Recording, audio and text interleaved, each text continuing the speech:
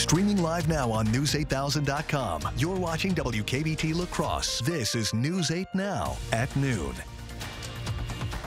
Good afternoon. It is Friday, June 23rd, 2023, and thanks for watching News 8 Now. I'm Jeremy Wall. The search is over for that OceanGate submersible that went missing near the Titanic. Officials say a catastrophic event destroyed the craft near the wreck of the Titanic.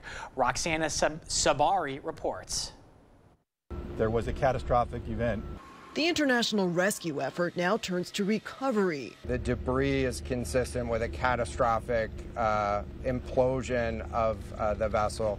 After crews found 5 major pieces of debris from OceanGate's Titan submersible, about 1,600 feet from the Titanic shipwreck Thursday. This is an incredibly unforgiving environment down there. A naval official told CBS News the Navy detected a noise consistent with an implosion shortly after the Titan first lost contact on Sunday, and that the banging sounds a Canadian aircraft had detected on Tuesday and Wednesday were actually from other ships in the area. OceanGate shouldn't have been doing what it was doing. I think that's pretty clear. I wish I had been more vocal about that, but I think I was unaware that they weren't certified because I wasn't really studying it. James Cameron, director of the movie Titanic and an underwater explorer, has made more than 30 dives to the wreckage site. It's not lost on me as somebody who studied the meaning of Titanic, that it's about warnings that were ignored. That ship's lying at the bottom of the ocean, not because of the nature of its steel or the nature of its compartments, but just because of bad seamanship. The captain was warned. There were icebergs ahead. It was a moonless night, and he plowed ahead. All 5 people on board the Titan are presumed dead. It's unclear if their bodies will ever be recovered. In a statement, OceanGate said it is grieving deeply over this loss. The Coast Guard said while it will continue to investigate the event, it's now starting to demobilize some of the search effort. Roxana Sabari, CBS News, Boston. The Coast Guard says it's investigating the debris sites to try to find out how and when the submersible imploded. We have some new details about a child's death on La Crosse's north side. La Crosse police say they have arrested a 16-year-old on charges of first-degree intentional homicide in connection to that child's death. Police are not revealing the 16-year-old's name at this time and say this investigation is still ongoing. We will provide you with more details, though, as we receive them. Alrighty, back here in Wisconsin, Tomah police have identified the man they believe is responsible for an early Monday shooting at the city's Super 8 hotel. According to an official release, police say 23-year-old Crimson Perret shot a victim twice at the 900 block of East McCoy Boulevard. Police say the victim was able to disarm Perret and fled to the city's Super 8 hotel where staff called 911. The victim is now recovering. Police say they found Perret at an apartment complex on Berry Avenue after responding to a call of someone bleeding profusely. Perret is in Monroe County Jail for charges of first-degree attempted homicide, aggravated battery, recklessly endangering safety, and negligent handling of a dangerous weapon. And the Monroe County Sheriff's Office is reminding the public what to do if you accidentally call 911. The Sheriff's Office says within a 7-hour span, dispatch received 33 911 calls. 24 of them, however, were hang-ups. Police want to remind everyone that if your phone is in a pocket or cup holder, it can accidentally call 911. If an accidental call happens, police say you should stay on the line and tell the dispatcher that there is no emergency. If you don't stay on the line, police have to assume there's an emergency and will call you back. Well, it sure has been a very hot week here so far across the Coulee region, and today we're still expected to be very hot as temperatures will be well into the 90s. I'll get to that in a second. Also, I do have an update here for you on the air quality. I know we've been showing this here for a while now, but just to let you know that this is still in effect here for Wisconsin until 9 p.m. Friday, or 11 p.m. Saturday, I should say. I'm getting mixed up now. But 9 p.m. Friday for southeast Minnesota. If you're in Wisconsin, this again, 11 p.m. Saturday now. So it has been extended. Our current temperatures are into the 80s, 86 in Eau Claire, 84 in La Crosse, 82 in Winona. Temperatures in Sparta are at 86 degrees. Boscobel, you're just shy of that 90-degree mark.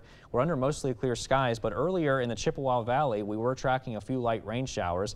Those have since cleared out. Here's a check on your afternoon conditions. Mostly sunny skies here for the rest of the day. Very hot temperatures, as you can see there, as highs will climb into those low 90s at least, and a light westerly wind at around 5 miles an hour or so. But stay tuned. I'll have a check on your full weather forecast. We got some rain chances this weekend. All that more in just a bit. Jeremy? Derek, thank you. A Vietnam veteran overcomes PTSD through the music in the documentary Apache Blues. It tells the story of Vietnam veterans from a multi-year journey into the lives of veterans before and after the war. Veteran Dwayne Bloor and soundtrack composer Dan Kuba are both from Hillsboro. Bloor is one of the documentary's subjects, while Kuba composed the film's score. Kuba is listened to Bloor's experiences in Vietnam to find musical inspiration for his soundtrack, and in their discussions they became good friends. We have become great friends because of this music trip that I'm on, and I'm very, very happy to do what I can for the vet. Dwayne says he struggled with PTSD for decades after his service, but when he listens to Dan's soundtrack for this film, he feels some relief. Apache Blues is scheduled to play at the Dances with Films Festival at the famous TLC Chinese Theaters in Los Angeles. The film will play on July 2nd at 5 p.m. For more information on the documentary, we'll post a link on news8000.com. Gunderson Health System employees are taking the time to remember one of their former colleagues. Carol Wittenberg passed away 2 years ago after her battle with breast cancer. An avid supporter of Stepping Out in Pink, her family, friends, and co-workers held a gathering at her memorial today at the Onalaska Trail to promote the final push for early bird registration for this year's event. Carol's husband said that the event always held a special place in her heart. Stepping Out in Pink was her baby. She was involved in it for so many years, I believe from the very beginning. It was her big passion. One of Carol's co-workers said that her dedication to Stepping Out in Pink was something she admired.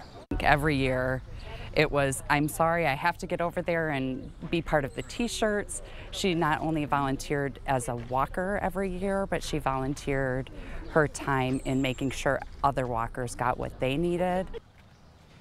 If you would like to see Carol's memorial, it is on the trail near the Onalaska Clinic. Early bird registration for Stepping Out in Pink is $20 and ends on June 29th. For more information, we will have a link on our website. That's news8000.com. Coming up after the break, from massive fruit recalls to a $10 billion settlement from 3M, your consumer news is just ahead. Stay with us.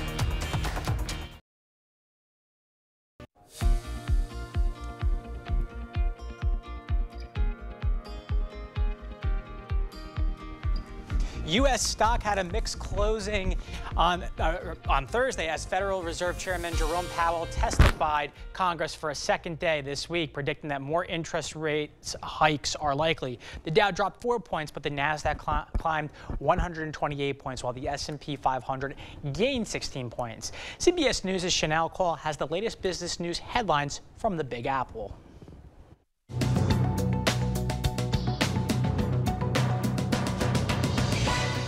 3M has reached an agreement to pay out over $10 billion to settle contaminated water claims brought by multiple U.S. cities and towns over forever chemicals known as PFAs. The payments would be made over a 13-year period to test and treat water supply for PFA contamination. The company still faces other lawsuits from several states and also from individuals. 3M plans to stop manufacturing PFAs in 2025.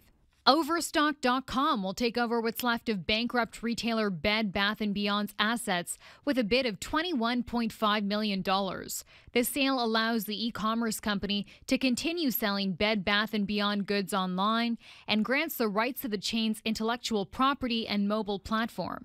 A hearing will be held to finalize the sale. And numerous brands of frozen fruits are being recalled in multiple states due to possible listeria contamination. The products are being pulled out of freezers at several stores, including Walmart, Whole Foods, Trader Joe's, Target, and Aldi. The FDA says customers should check the recall alert on its website for specific codes and dates. So far, no illnesses have been linked to those products. That's your CBS News Money Watch report. For more, log on to cbsmoneywatch.com. At the CBS Broadcast Center, I'm Chanel Call.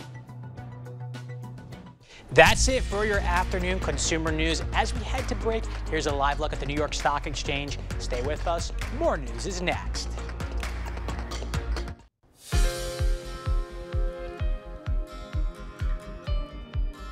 Why sometimes the best medicine is the food you eat, and an uptick in vaping and vaping-related health emergencies? Well, Michael George has a look at some of the day's top health stories. There were more than 7,000 cases of e-cigarette exposure at poison control centers in the 12 months ending March 2023. That's nearly double the amount from 2018, according to an analysis by the FDA. 87% of cases involved children under 5 years old, though most did not need medical treatment. New data from the CDC shows e-cig sales are up 47% since 2020. Young people with even a modest loss of kidney function are at higher risk of death, cardiac events, and kidney failure. A study published in the BMJ found a 20 to 30% drop in function should be addressed, rather than waiting for a more significant decline. But the risks are still relatively small, and researchers are not recommending routine testing for everyone at this time. Taking a food is medicine approach helps children lower their body mass index. A study from Mass General Brigham looked at families who received weekly packages of healthy food provided by the hospital's food pantry. Children 2 to 18 years old saw their BMI reduced by more than 10% over a 13-month period. That's a look at some of the day's top health stories. Michael George, CBS News, New York. That's it for our medical news today. Here's a look at CityCam 8. Derek is in next with our forecast.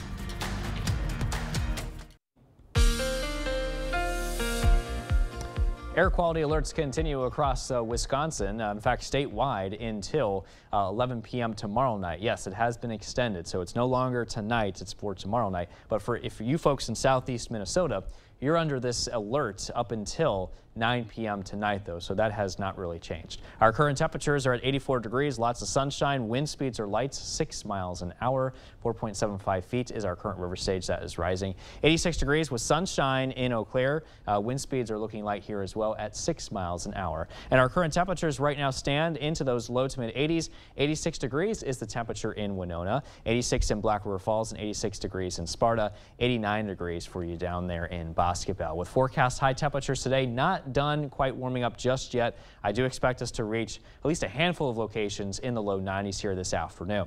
Here's a check on your planner. 88 degrees, a few clouds at 1 o'clock, 92, and mostly sunny at 3 p.m. 5 o'clock rolls around and we're still pretty hot, 91 degrees, mostly sunny skies, 88, and still mainly clear as we head into early this evening. Now, on the local satellite radar picture, things are looking quiet. I'm watching a couple of light showers here that popped up early this morning, but as you can see, they pretty much vanished pretty quickly.